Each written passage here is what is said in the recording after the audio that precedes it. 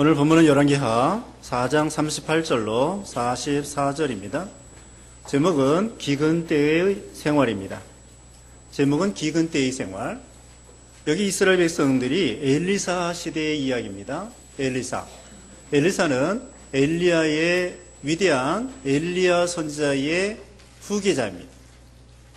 또한 엘리사도 여기 성경에 보면은 이스라엘의 지도자로서 아주 훌륭한 하나님의 선지자였습니다. 그때에 기근이 당했습니다. 우리도 이 인생을 살다 보면은 종종 기근을 당하게 될 때가 있습니다.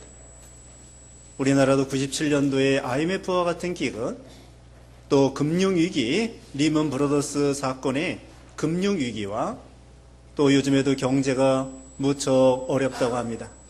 경주 지방에는 지진이 나서 관광객들이 오지 아니하고 또 거제 조선소나 그런데도 또 조선소가 안 되고 또 한진 때문에 또 부산의 물류 그런 것도 안 되고 또 여러 가지 참 기근을 당하는 사업이나 직장이나 사업하기가 매우 어려운 그런 시대가 되었습니다. 그렇지만 이런 여러 가지 기근 때에도 하나님께서 은혜 주시어서 살아가는 방법이 있다는 거예요. 요한계시록 6장에 보면은 거기에 그 검은말 시대가 있는데요. 검은말 시대에 그 한 데나리온에 장정 하루 벌어서 밀 한 대밖에 먹을 수가 없고 보리 석 대밖에 먹을 수 없는 그런 기근의 시대가 있었다고 했습니다. 온다는 것입니다. 그러나 올리브유와 포도주는 해하지 마라. 올리브와 같은 신앙, 그 다음에 포도주와 같은 신앙, 하나님의 은혜와 진리예요. 그렇게 무장하면은 다 기근을 통과할 수 있다, 이런 말씀입니다. 하나님께서 우리를 징계하고 시험하는 것이 서너 가지가 있습니다. 첫째로는 지금 말씀한 것처럼 기근과 흉년으로 우리 사람들을 징계도 하시고 시험도 하십니다. 경제적으로 어려운 것이죠. 그 다음에 두 번째로는 온역, 전염병으로 우리를 시험하고 연단시키는 것입니다. 질병으로, 전염병으로, 메르스와 같은, 지카 바이러스와 같은, 에볼라 바이러스 같은, 사스나, 신종플루나, 구제역이나, 광우병이나, 에이즈나, 여러 가지 그런 전염병이 있고, 또 우리 개인적으로도 질병을 당하기도 하는, 병에 걸리기도 하는 것입니다. 이것도 하나님께서 우리에게 징계하는 면도 있고 훈련시켜 연단시키는 면이 있습니다. 그 다음에 또 한 가지는 칼과 전쟁입니다. 칼로서 전쟁으로서 시험하고 연단시키시는 하나님이셔요. 우리나라도 전쟁 중에 있는 것입니다. 휴전이에요. 휴전. 종전이 아닙니다. 휴전. 그래서 북한에서는 계속 핵무기를 만들고 남한에서는 또 사드로 대응을 해야 되겠고 참으로 어려운 그런 시대가 되었습니다. 이와 같이 칼과 전쟁으로 시험하고 징계하기도 하시는 것입니다. 그 외에도 이제 여러 가지 사건 그런 거 있습니다. 지진과 같은 경우 그런 여러 가지 이런 걸 통하여 이런 큰 일이 있을 때에는 크게 두 가지예요.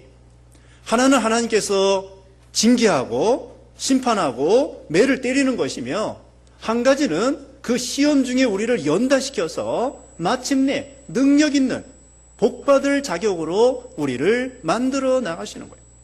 자, 그런 여러 가지, 그러니까 기근과 전염병과 또 칼과 전쟁, 지진 이런 여러 가지 있을 때에 크게 두 가지입니다. 한 가지는 우리를 연단시키고 훈련시켜서 마침내 우리를 성숙한 인격과 능력 있는 신자로 만들려고 하는 거고, 또 한 가지는 그동안 잘못한 거에 대해서 징계하고 매를 때리고 교훈하는 그런 시험을 우리에게 하시는 것입니다.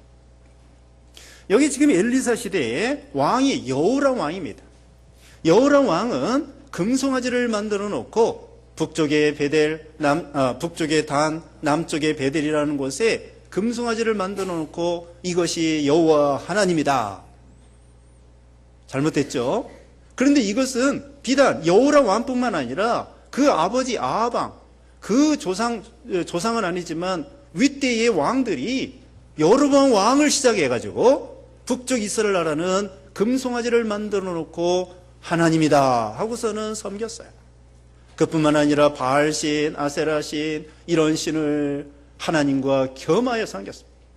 더군다나 이 여호람 왕의 아버지가 되는 아하방은 아주 자기 아내 이세벨로 인하여 우상을 많이 섬기고 참 선지자들 많이 죽이고 엘리야도 죽이려고 했지만 엘리야가 하나님의 능력으로 거짓 선지자 바알 아세라 선지자 850명과 엘리야 선지자 혼자 싸워서 이겼더랬어요. 그리고 엘리야 시대에도 기근이 있었습니다. 지금 엘리야는 아하방 시대고 그 다음에 여기 엘리사하고 그 여호람 왕은 지금 그 후 시대인데 그 여호람 왕도 우상을 섬기고 지금 현재 그 이전에 아하방 때 얼마나 우상을 섬겼는지 하나님이 3년 6개월 동안 비가 오지 않도록 했어요. 그래서 엘리야 선지자가 그리시나가로 하나님이 가라고 하니까 거기 갔더니 하나님께서 까마귀를 통하여 떡과 물을 공급해 주는 거예요. 그 다음에 시냇물이 마르니까 하나님께서 너는 저기 시돈의 사르밧 과부 집으로 가라. 그래가지고 거기서 3년 동안 그 공급을 받았습니다. 기름과 올리브 기름과 밀가루를 얻어먹게 되었어요. 그래서 그렇게 아하방 시대에 우상천지.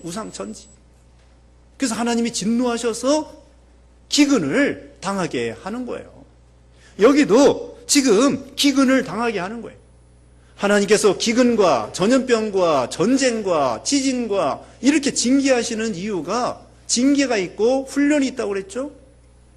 여기도 이 시대에 아합의 아들 여호람 왕도 금송아지 우상 섬기고 우상 섬김으로 하나님께서 그 시대에 기근을 당하게 하시는 거예요. 여기 이제 38절에 엘리사가 길갈로 돌아왔을 때 그 땅에 기근이 들었다. 선지자의 제자들이 그의 앞에 앉았는데 엘리사가 자기 사원에게 말하기를 큰 솥을 걸고 선지자의 제자들을 위해 국을 끓여라. 이 선지자 엘리사 선지자는요, 그 당시에 제일 우두머리 선지자예요. 그래서 여러 곳에 신학교가 있었어요. 길갈, 베델, 여리고 이런 데 생도들이 제자들이 50명, 100명, 오늘 본문에는요 이 길갈에 100명이 이 훈련을 받고 있었어요. 작은 선지자들, 제자들, 생도들 100명. 그 당시에 일반 직장을 다녀도 어려운 시대에 지금 선지자 생도들은 직장도 없는데 공부만 하는 거예요. 신학 공부. 그러니 얼마나 이 생활이 어렵겠어요. 그래서 우두머리 선지자 되는 선생님 엘리사 선지자가 이거 뭘 먹여야 되나 하고서는 솥을 걸어놓고 우선 물을 퍼다 놓으라. 하나님이 주실 것이다. 솥을 걸어라. 물을 끓여라. 그러면서 여기 보면은 엘리사 여기 보면은요 두 번째 줄에 선지자의 제자들이 그의 앞에 앉았는데 이건 제자들을 가르치는 거예요. 흉년 때에도 변함없이 계속 교육을 시킨 거예요. 그 예수님께서 제자들을 교육시킨 것처럼 환난과 어려운 가운데에서도 누가복음 10장 끝에 보면은 나사로, 마리아, 마르다 집에 가서 예수님과 제자들이 그 집에 가서 유하면서 그 음식을 먹고 마르다가 음식장만 했습니다. 마리아와 예수님의 12제자는 예수님의 앞에 앉아서 말씀을 경청했어요. 이와 같이 교육, 흉년 때에도 변함없이 교육을 시키는 거예요. 우리도 마찬가지입니다. 교회가 어려워도 주일학교 교육 계속 열심히 해야 됩니다. 또 선교 열심히 해야 됩니다. 그리고 가정에서도 경제가 어려워도 자녀 교육은 계속 시켜야 돼요. 그래야 미래가 있는 거예요. 등록금 없다고 해가지고 학교 합격했는데 관둬라. 그런 미래가 없어요. 빚을 얻어서라도 아이들 공부시켜야 돼요. 그래야 그 가정의 가문의 미래가 있는 거예요. 여기도 지금 기근 때에 기근 때에 먹고 살기도 바쁜데 공부가 어디 있느냐? 그게 아니에요. 먹고 살기 바빠도 여기 변함없이 엘리사 선지자는 수은의 교육을 시키면서 여기 가서 가르치고 저기 가서 가르치고 그렇게 했던 것입니다. 그리고 하나님을 의지해서 솥을 걸고 국을 끓여라. 아니 뭘 넣고 끓여요? 뭘 넣고. 다 농사가 안 돼가지고 밭농사도 안 되고 농사가 안 되는 마당에. 그래도 엘리사 선지자는 믿음을 가지고 큰 솥을 걸고 국을 끓여라. 39절입니다. 그때 한 사람이 나무를 캐려고 들로 나갔다가 들 덩굴풀을 발견하고 거기서 들 호박을 그의 옷에 가득 담아가지고 왔다. 그가 그것을 국솥에 썰어 넣었는데 그들은 그것이 무엇인지 몰랐다.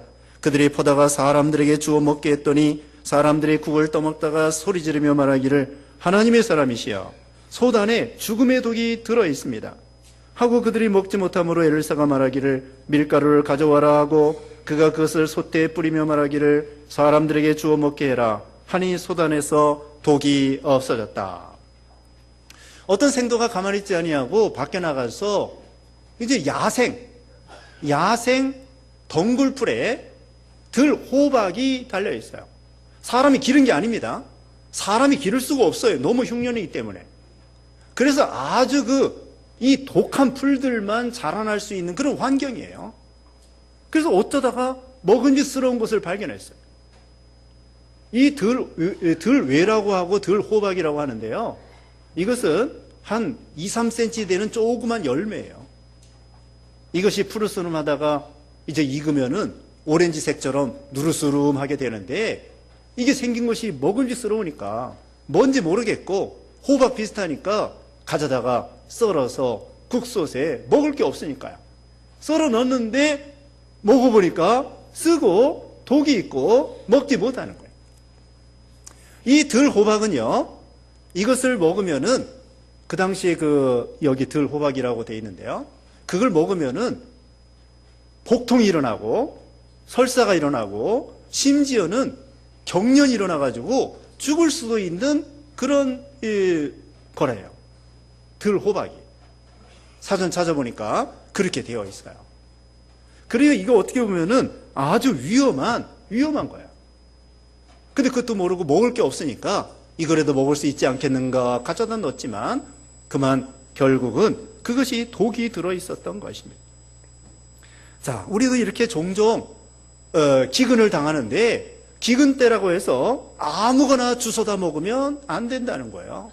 이건 영적으로 말하면은 우리가 진리의 말씀, 곡식, 양식 이런 것을 먹어야지 기근 때라고 해가지고 아무거나 먹으면은 큰일 난다는 거예요. 예를 들면은 비진리입니다. 악사상입니다. 이단입니다. 사이비한 것입니다. 진화론입니다. 그 다음에 신신학입니다.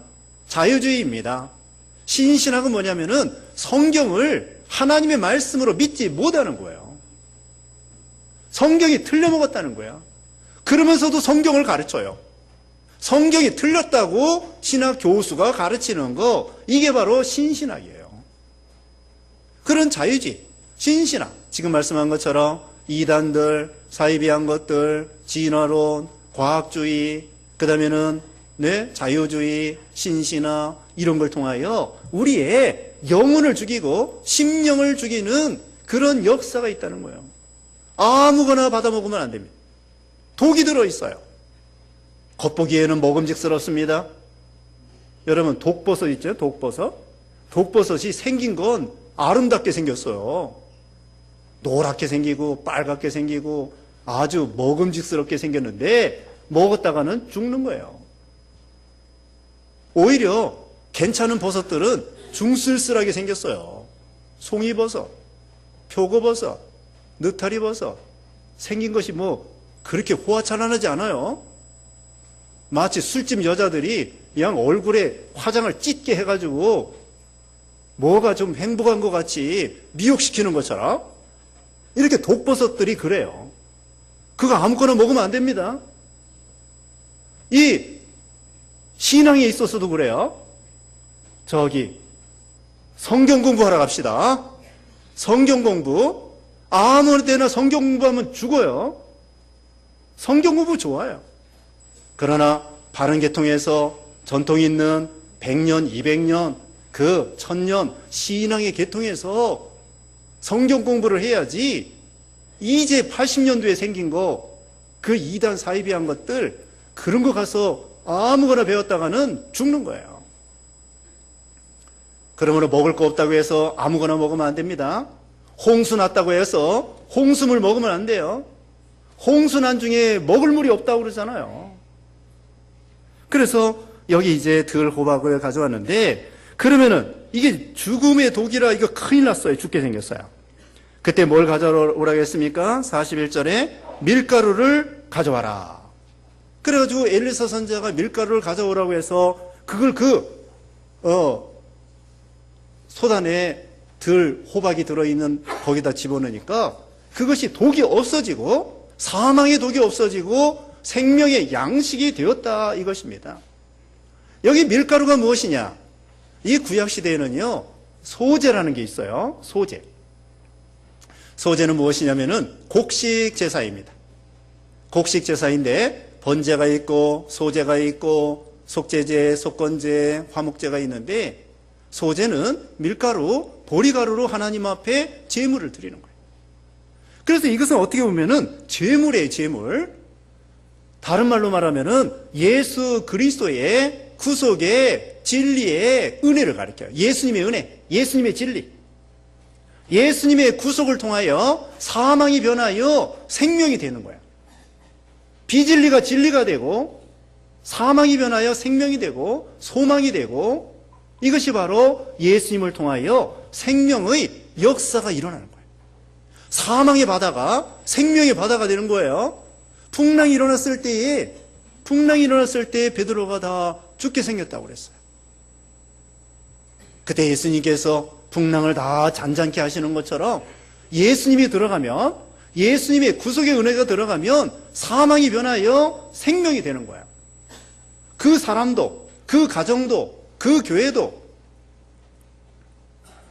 출애굽기 15장에 보면은요, 이스라엘 백성들이 애굽에서 나올 때에 마라라고 하는 곳에 이르렀는데 물이 있긴 있는데 먹을 때 쓴물이에요, 쓴물. 그래서 먹지 못합니다. 큰일 났습니다. 그때 하나님께서 모세에게 지시하셔가지고 나무를 던졌더니 그 나무가 들어가니까 쓴물이 달게 되었습니다. 그래서 이스라엘 백성들이 다 먹게 되었어요. 이와 같이 하나님께서 역사하면은 쓴물이 단물이 되는 거예요. 거짓 선지자들은 쑥입니다, 쑥. 요한계시록 8장에 보면은요, 쑥이 또 하늘에서 쑥이 떨어졌는데 강물이나 샘물이 쑥이 떨어지니까 쓴물이 되는 거예요. 거짓 선지자가 임하면은 단물이 쓴물이 되고, 참 선지자는 엘리사 선지자와 같이, 모세 선지자와 같이 쓴물을 달게 만드는 구원의 역사, 생명의 역사가 있다는 거예요. 참 선지자는 오직 예수님만 증거하는 것입니다. 예수님의 복음만 증거하는 것입니다. 예수님의 복음이 들어가면 아무리 사망의 독이라고 할지라도 뭐가 되겠어요? 생명의 생명수가 되는 거예요. 생명의 양식이 되는 거예요. 예수님, 오직 예수님. 그래서 이 밀가루는 소제를 가리키며 예수님의 구속의 은혜를 가르쳐서 아무리 사망, 음침한 골짜기라고 할지라도 예수님을 모심을 통하여 생명의 구원의 역사가 일어난다는 것을 보여주는 거예요. 그 다음에 두 번째 이야기입니다. 42절에 어떤 사람이 바알살리사에서 왔는데 그가 하나님의 사람에게 햇곡식으로 만든 빵, 그 보리빵 20개와 채소를 자루에 담아왔으므로 엘리사가 말하기를 사람들에게 나눠주어 먹게 해라 하였다. 그를 시종드는 자가 말하기를 100명이나 되는 사람들에게 이것을 어떻게 나눠줍니까? 하였으나 엘리사가 다시 말하기를 사람들에게 나눠주어 먹게 해라. 이는 여호와께서 먹고 남을 것이다 라고 말씀하시기 때문이다 하므로 그가 그들에게 나눠주어 먹게 했더니 여호와의 말씀대로 음식이 남았다. 어떤 사람이요, 옆 동네 바알살리사에서 선자의 제자들이 어려운 줄 알고, 얼마나 어렵겠습니까? 직장이 있고 직업이 있고 농사 짓는 사람도 기근을 당해서 어려운데 선자의 생도들 직장도 없고 직업도 없는데 뭐 먹고 사나? 그래서 자기에게 있는 거 득득 긁어가지고는 최선을 다해서 빵 20개 하고 채소를 가지고 선자들, 제자들 먹으라고 가져왔습니다. 근데 그 선자의 생도가 100명이에요. 100명이 되는데 거기 시중들은 사환이 엘리사 선자에게 아니 떡빵 20개 하고 채소 조금 하고 이거 100명이 이거 뭐 어느 코에 붙입니까? 이건 뭐 얼마 안 됩니다. 그랬더니 엘리사 선자가 하나님께서 감동하시기를 먹고 남을 것이다. 나눠줘라. 그랬더니 정말 떡빵 20개밖에 없는데 채소 조금밖에 없는데 100명이 먹고도 남았습니다. 자, 여기 42절에 어떤 사람이 바알 살리사에서 왔는데 그가 하나님의 사람에게 햇곡식으로 만든 빵을 가지고 왔습니다. 여기 어떤 사람 이름은 나와 있지 않지만 믿음이 참 좋은 것입니다. 선자들의 생도를 생각하는 것, 어려운 사람을 생각하고 선자의 이름으로 선자를 영접하는 자는 선자의 상을 받는다고 했습니다. 소자 한 사람에게 냉수 한 그릇이라도 대접해도 하나님이 그 상을 결단코 잊지 않는다는 거예요. 여러분 어떻게든지 남에게 베풀려고 하세요. 물 한 컵이라도, 물 한 컵 돈 얼마 안 됩니다. 커피 한 잔이라도, 빵 한 조각이라도, 과자 한 조각이라도, 콩 반 쪽이라도 뭔가 다른 사람에게 베푸는 거예요. 그 어떤 목사님의 아버지는 돌아가셨습니다마는 저 만날 때마다 껌을 주셔. 껌. 이제 돌아가셨어요. 껌 줄 사람도 없어요. 돌아가셨어요. 또 어떤 장로님은 만나기만 하면 전철표를 주는 거야. 나 전철도 안 타고 다니는데 전철표 주면은 필요 없지만 받아놔요. 뭐든지 주고 싶어서 이렇게 뭐든지 사탕 하나라도 베풀고 그거 결단코 우리 하나님께서 상을 잊지 않는다는 거예요. 예수님께서 백보자 심판할 때 오른쪽에 있는 양들에게 그랬습니다. 내가 줄일 때 먹을 걸 주었고 목마를 때 마실 걸 주었고 헐벗을 때 입을 걸 주었고 감옥에 갇혔을 때 찾아왔느니라. 그리고 오른쪽에 있는 양들이 아니 주님 언제 우리가 그렇게 한 적이 없는데요. 그랬더니 예수님께서 예수 믿는 소자 작은 사람 한 사람에게 한 것이 곧 나에게 한 것이다.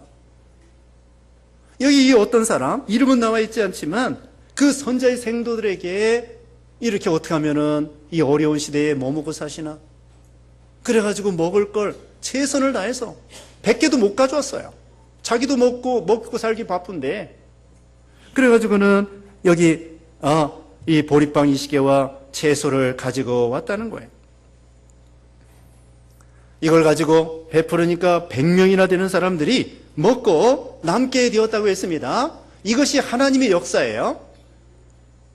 마태복음 14장에 보면은 빵 5개 물고기 2마리로 5,000명 먹인 역사가 나옵니다. 남자만 5,000명, 여자까지 합하면은 10,000명이 먹고 살게 되었던 것입니다. 이것이 바로 하나님의 계산법이에요. 하나님은 후히 주시고 눌러주시고 넘치게 해주시는 그런 하나님이십니다. 아니 아이가 먹다 남은 거 빵 5개 물고기 2마리밖에 없는데 하나님은 그것을 가져오너라. 그걸 가져올 때에 하나님께서는 예수님께서 그걸 가지고 기도하시고 하나님이 역사하니까 이 빵이 계속 나오는 거예요.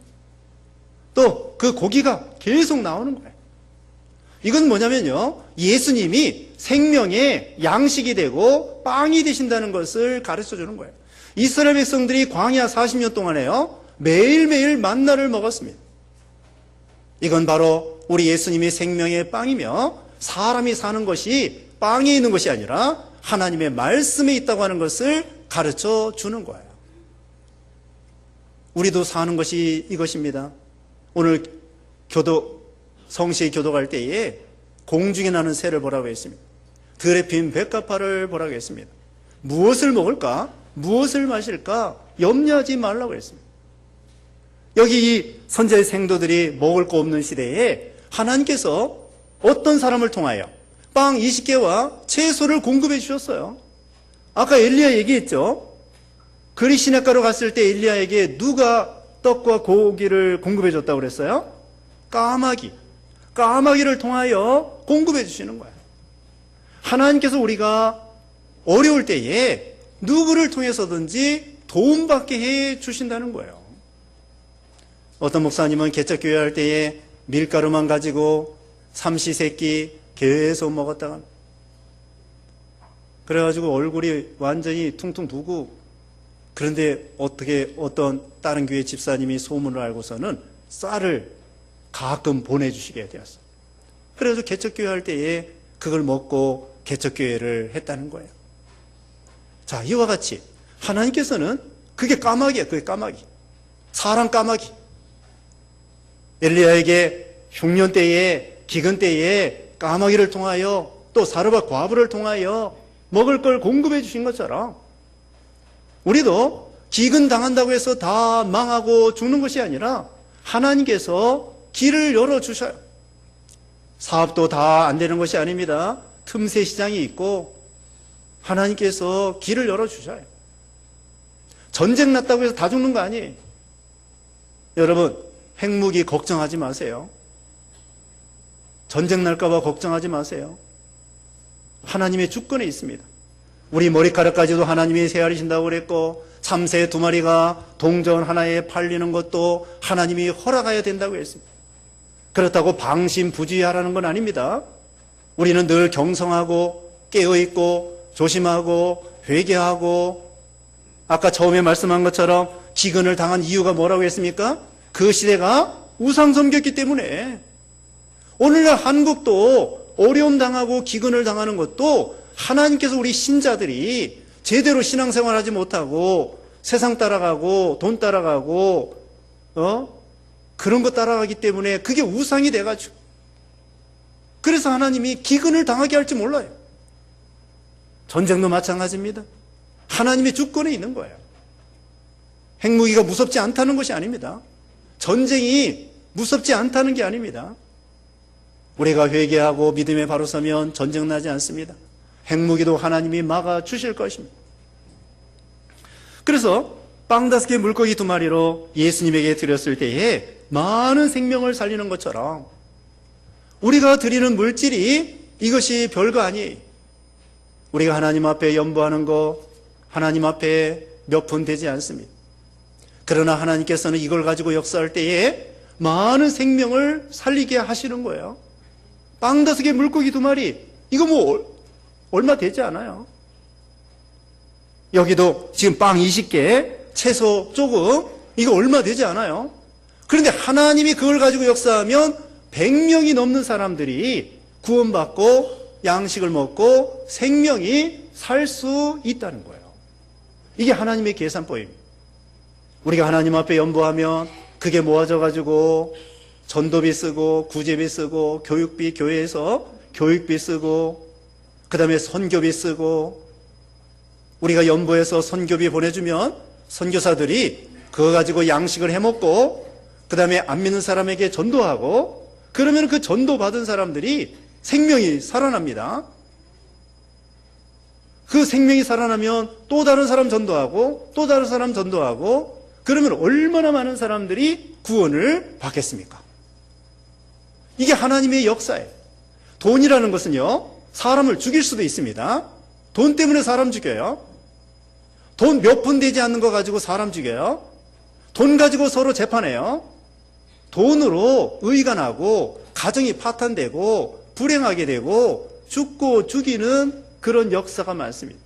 그러나 우리 예수 믿는 신자들은 정반대예요. 우리가 하나님 앞에 드려진 예물을 통하여 하나님은 그걸 가지고 역사해서 생명을 살리게 하시는 거예요. 이거 얼마나 하나님이 기뻐하시겠습니까? 한 생명이 천하보다도 귀중한데 우리가 드려진 그 작은 예물이 천하보다도 귀중한 생명들을 살리는 구원의 생명의 역사가 되는 거예요. 이게 얼마나 하나님의 신기한 역사입니다. 우리가 문서 선교, 사이버 선교하는 것도 그래요. 그 돈 들어가긴 들어가지만 그걸 통하여 많은 사람들이 교육을 받아요. 채 책 한 권에 중국에 많이 뿌렸지만 몽골 같은데요. 책 한 권에 1,000원, 2,000원이에요. 밥 한 끼도 안 돼요.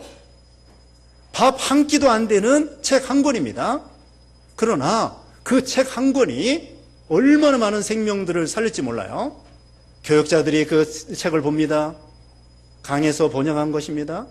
그걸 책을 봅니다. 그 다음에 매주일 그걸 습득해서 성도들에게 영의 양식을 나눠줍니다. 책 한 권 가지고 울고 먹는 거예요. 1년, 5년, 10년 책 한 권 가지고 또 가르치고 또 가르치고 얼마나 많은 생명들이 구원받겠어요. 이단 비판에 대한 책도 다른 데 없어요. 우리에게 하나님께서 은사를 주셔서 이단들이 횡행하는데 중국에 수만 권 뿌리고 몽골에 수천 권 뿌리고 그래서 이단을 방지하고 죽어가는 생명들을 살리고 이것이 바로 구원의 생명의 역사예요. 자, 먹고도 남는다고 했습니다. 하나님의 계산법이에요. 먹고도 남는 거예요. 우리가 하나님께 드리면 드린 만큼 구멍 난 것 같아요. 아니에요. 구멍 난 게 아닙니다. 하나님께서 몇 배로 채워주셔요. 몇 배로 채워주십니다. 여기 잠언 19장 17절에 이랬습니다. 잠언 19장 17절에 가난한 자에게 호의를 베푸는 것은 여호와께 빌려드리는 것이니 여호와께서 그것을 갚아 주실 것이다. 또 있습니다. 잠언 11장 24절에 흩어 나눠주는 자는 더욱 부하게 되지만 지나치게 아끼면 가난해질 뿐이다. 아낀다고 부자 되는 거 아닙니다. 하나님이 부자 되게 하야 부자 되는 거지 아낀다고 되는 거 아니에요. 적당히 아껴야 되지 과도하게 아끼면 어느 목사님은 이렇게 말했습니다. 아무리 가진 것이 많아도 나누어 줄 줄 모르는 사람은 가난한 사람입니다. 아무리 많아도 나눠줄 줄 모르는 사람은 가난한 사람이고 가진 것이 없어도 남에게 줄 줄 아는 사람이야말로 진정 풍요로운 사람입니다. 그렇게 말씀했어요. 그 영국 빅토리아 여왕이 나이팅게일에게 훈장을 줄 때 훈장 뒤에 이렇게 쓰여 있다고 합니다. 긍휼을 행하는 길은 하나뿐이 아니다. 말로 긍휼을 베풀 수도 있고 돈으로 긍휼을 베풀 수도 있고 돈이 아니고 말이 아니면 눈물로도 긍휼을 베풀 수 있다. 눈물로 기도해주고 눈물로 위로해주고 말로 긍휼을 베풀 수 있고 돈으로 긍휼을 베풀 수 있고 돈으로도 안 되고 말로도 안 되면은 눈물로라도 다른 사람을 긍휼히 여길 수 있다. 빅토리아 여왕이 나이팅게일에게 훈장 줄 때에 훈장 뒤에 쓰여 있다고 합니다. 아이들에게 먹는 게 남는다고 그러죠? 자, 사과 10개가 있는데 3개 먹으면은 얼마 남아요? 7개 남죠? 그런데 먹는 게 남는다는 거예요. 그래서 얼마 남느냐? 3개입니다. 집에 가서 한번 생각해 보세요. 사과 중에 3개를 먹었습니다. 몇 개 남았습니까? 10개 중에 먹는 게 남는 거예요. 그런 것처럼 계산해 보세요. 그런 것처럼 주는 것이 남는 거예요. 자, 주면 그 사람이 가지고 있습니다. 그 다음에 나는 없어진 것 같은데 나는 하나님께서 또 채워주십니다. 이게 하나님의 방법이에요. 내가 남에게 주고 그러면은 준 거 남아있고 나는 없는 것 같지만 하나님께서 몇 배로 채워주시는 거예요. 하나님께서는 잘라먹지 않습니다. 결코 잘라먹지 않습니다. 자, 오늘 2가지 말씀드렸습니다. 기근 때에도 살아가는 방법이 있고 하나님이 기근을 통과하게 해 주신다는 거예요. 이스라엘 백성들 광야 40년 동안 만나를 통하여 먹여주시고 발이 부르지 않도록 또 옷이 헤어지지 않도록 하나님이 살려주셨습니다. 우리도 이제까지 살았습니다. 여기 굶어 죽은 사람 없죠? 굶어 죽은 사람 손 들어보세요. 굶어 죽은 사람 없습니다. 70세 드실 때까지 50세 드실 때까지 다 먹고 살았습니다. 앞으로도 하나님이 굶어 죽지 않게 하십니다. 살려주십니다. 사업, 직장, 가정, 교회 하나님이 주인이세요. 머리카락까지. 우리의 머리카락까지도 주장하시는데 우리가 걱정하지 말고 하나님을 의지하고 하나님이 주실 걸 믿고 또 우리가 해야 될 바를 하고, 그래서 하나님 앞에 참 영육간에 축복받는 여러분 되시기 바랍니다. 기도하겠습니다. 거룩하신 하나님 감사합니다. 우리를 사랑하시고 생사복을 주관하신 하나님, 참으로 기근을 당하여 기근 때에도 하나님이 다 기근을 통과해 주시고 먹을 거 입을 거 주신다고 약속했사오니 참으로 그 쓴 것이 단 것이 되고 예수 그리스도의 구속을 통하여 사망의 바다가 생명의 바다가 되고 생명의 역사가 일어나는 우리가 되게 해주시옵소서. 어떤 사람이 자기도 어렵지만 기근 때의 선자의 생도들을 생각하여 빵 20개와 채소를 공급한 것처럼 우리도 하나님 앞에 드림으로 또 빵 5개 물고기 2마리로 예수님이 5,000명을 먹이신 것처럼 우리가 드려지는 예물들이 우리도 살고 남도 살리고 많은 생명을 살리는 구원 역사가 있게 하여 주시옵소서. 오늘도 하나님 앞에 드려진 예물들마다 하나님께서 100배로 복 주시옵시고 차고 넘치도록 하나님께서 역사해 주시옵기를 원하옵고 예수님의 이름으로 기도드리옵나이다. 아멘.